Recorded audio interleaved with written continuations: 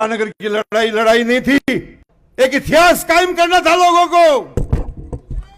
राजस्थान के लोग इकट्ठे हो गए, सारे ठेकेदार, सारे माफिया कि मार लो मार लो मार लो। लेकिन राजस्थान की जनता, चुरू जिले के लोग, जिनकी सहानुभूति मेरे साथ थी, ऐसे ऐसे साथी थे जिन्होंने टेलीफोन से काम किया, किसी ने आके काम किया, मुझे बताया तक नहीं। क्यों?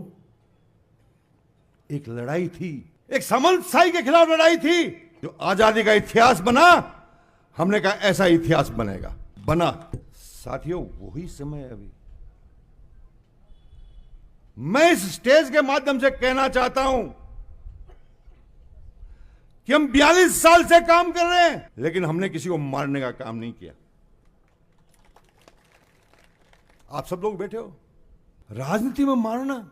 लेकिन लोगों ने कहा तुम राहुल कसवा की टिकट काट सकते हो, लेकिन सांसद तो हम बना के भेजेंगे। यहां रात को मैंने इनसे बात की, 10 सेकंड के लिए, लेकिन मैंने हमारे जितने भी साथी हैं, सारे विधायक, हमारे जिले के वरिष्ठ नेता, जितने चुनाव लड़े हैं विधायक के, सबने बात की और यह संघर्ष जो हम करने जा रहे हैं उसके बारे में चर्चा की। और मुझे बहुत खुशी है कि जितने हम लोग चुन के आए हैं, जितने हम लोग चुनाव लड़े हैं, हमारा जिले का संगठन है, हमारे ब्लॉकों का संगठन है, हमारे जनप्रतिनिधि हैं, सबकी एक ही आवाज थी, एक ही आवाज। किसी के चाहे जिंदा रहे, किसी के चाहे मरे, किसी के चाहे चुनाव लड़े, किसी के चाहे तो क्या पसंद करोगे। जिले में ऐसा माहौल बन गया, मेरे को पूछा गया, मेरे साथियों से पूछा गया, और हम सबकी एक राय थी, दिल में जलन थी। हमने सब की दावेदारी छोड़ दी। रफीक भाई को धन्यवाद देना चाहता हूं, जो पहली सभा के अंदर कहा कि मैं चुनाव नहीं लड़ूंगा।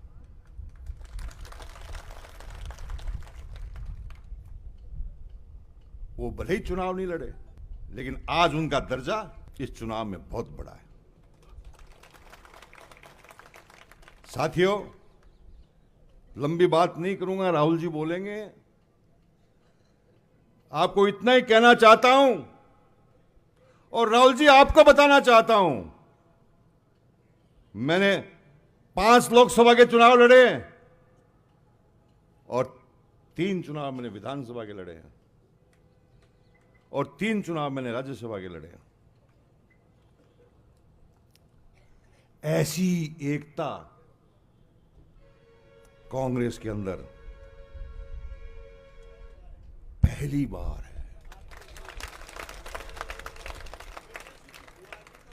जब हमको टिकट मिलती थी तो हम एक लिस्ट बनाते थे, हम लिस्ट भेजते थे, बनाते थे कि इनसे मिलना है। लेकिन राहुल जी, आप भाग्यशाली हो, आप भाग्यशाली हो।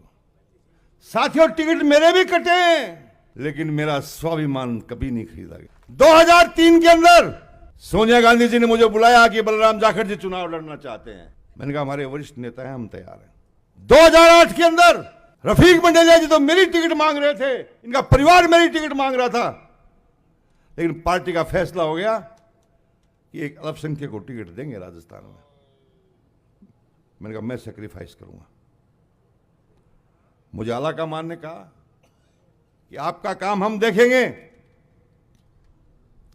आप काम करिए। साथियों, ये लड़ाई लड़नी है, छोटी नहीं है।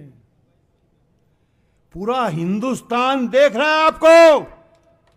माफ नहीं करेगी जनता, आपको गलती कर दी तो, भूल कर दी तो जनता कभी माफ नहीं करेगी इस देश की।